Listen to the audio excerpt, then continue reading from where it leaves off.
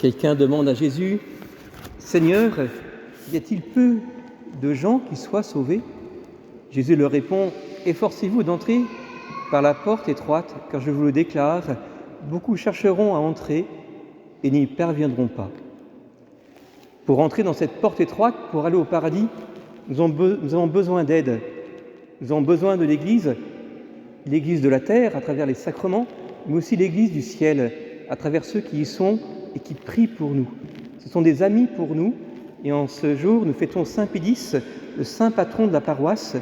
Nous sommes appelés à accueillir comme amis et protecteurs, non seulement pour les paroissiens, mais pour vous qui êtes de passage, vacanciers ou membres de ma famille qui nous fait de la joie d'être là pour prier pour un défunt. Alors pour connaître et aimer un ami, il est bien de connaître sa vie, je voudrais le faire dans un premier temps. Dans un second temps, de voir ce que Saint Pédis a à dire pour nous aujourd'hui.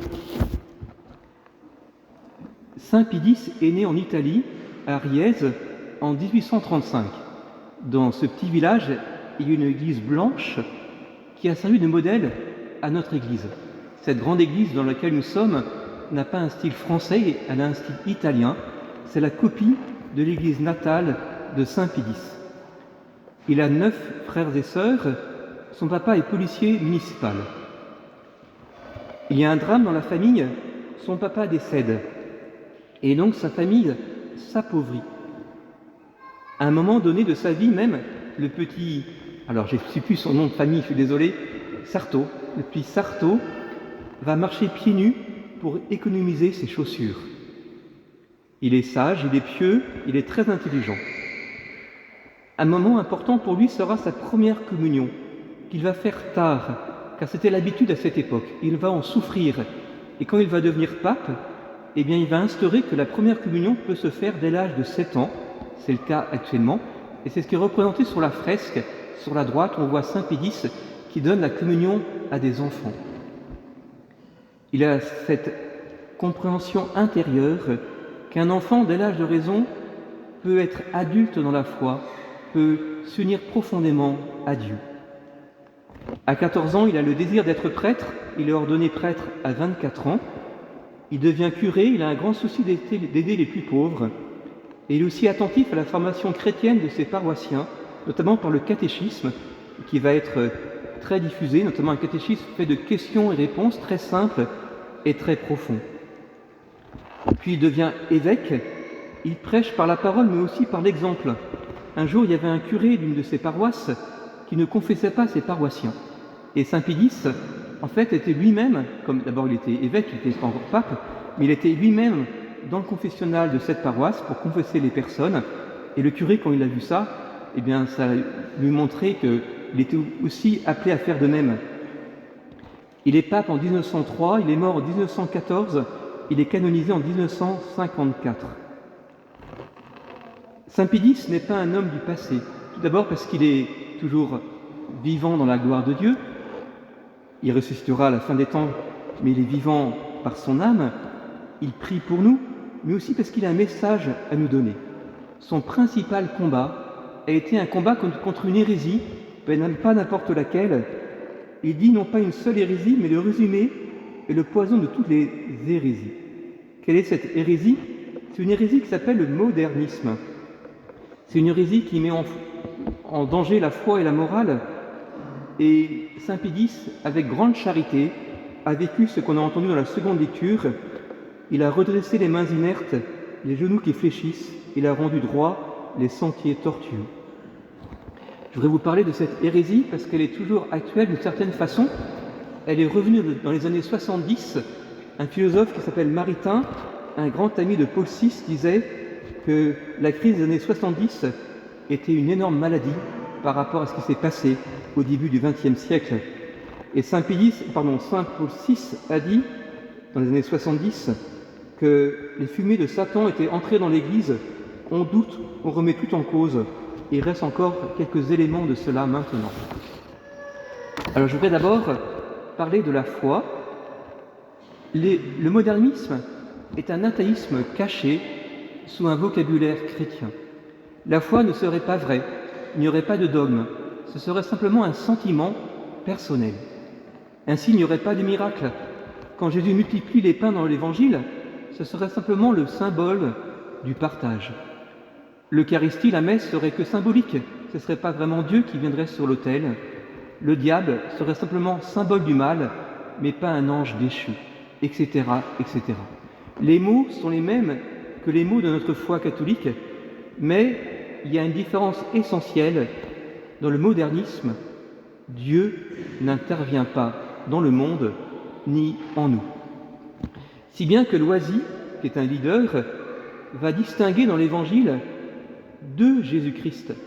Un Jésus-Christ historique, réel, et un Jésus-Christ de la foi qui serait soi-disant imaginé, les miracles, la résurrection, etc. Benoît XVI a répondu à ces objections par ses livres sur Jésus, et puis aussi, quelqu'un d'assez finaud va utiliser les mêmes méthodes que Loisy.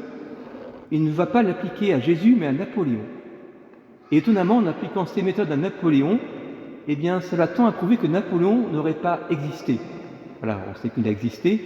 Eh bien, de même, pour Jésus, l'Évangile, il ne faut pas tomber dans cette fausse science du modernisme.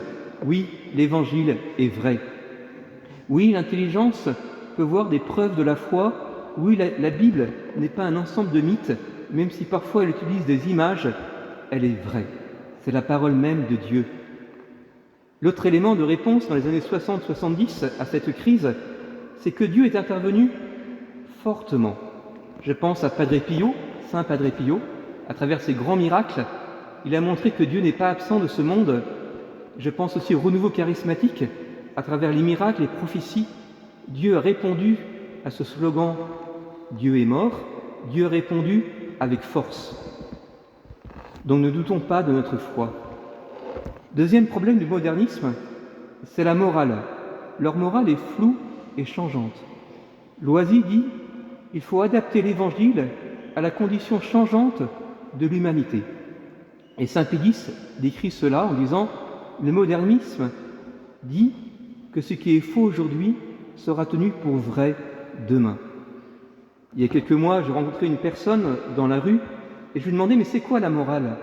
Et la personne me disait « La morale, c'est faire comme tout le monde, c'est faire comme la société, la morale chrétienne. » Alors non, la morale chrétienne n'est pas faire comme tout le monde.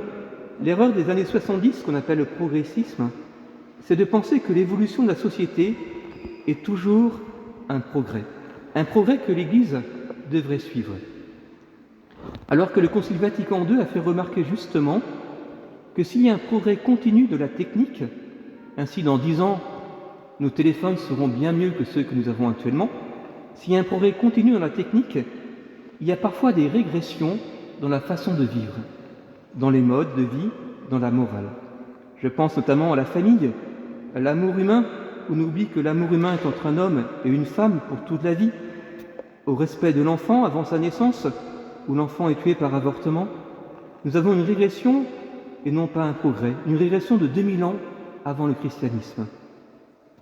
Dieu intervient pour nous éclairer sur ce qui est bon et mal grâce à la Bible et la tradition de l'Église, et surtout, il vient à notre aide, il aide notre liberté avec sa grâce pour nous aider à vivre selon son plan. Ainsi, nous avons ici l'enjeu de la vie éternelle, car Jésus dit dans l'Évangile à ceux qui sont ses contemporains, eh bien, efforcez-vous d'entrer par la porte étroite, et c'est aussi pour nous. Et il dit, ceux qui font le mal, éloignez-vous de moi, vous tous qui commettez l'injustice. Alors accueillons la miséricorde de Dieu dans notre vie. Nous avons le temps de le faire pour qu'au paradis, Dieu puisse nous accueillir. En conclusion, saint Pédis nous aide encore à combattre maintenant pour la foi, pour la façon de vivre en chrétien. Il nous aide à nous rappeler qu'à la base de la foi, il y a cette parole de l'ange à Marie, dans Luc chapitre 1, « Rien n'est impossible à Dieu. » Rien n'est impossible à Dieu. Oui, Dieu est intervenu dans l'histoire, et il le fait encore, il le fera encore. Il veut intervenir dans notre vie, spécialement maintenant, où il vient à nous sur l'autel. Il donne sa vie pour nous. Je voudrais conclure par cette phrase de Pierre Goursat, le fondateur de la communauté de l'Emmanuel, qui a vécu spécialement les années 70, ces années de crise, qui ont été un écho au modernisme. Il disait ceci: plutôt que de douter de ta foi et d'avoir foi dans ton doute, doute de ton doute et foi dans ta foi. Amen.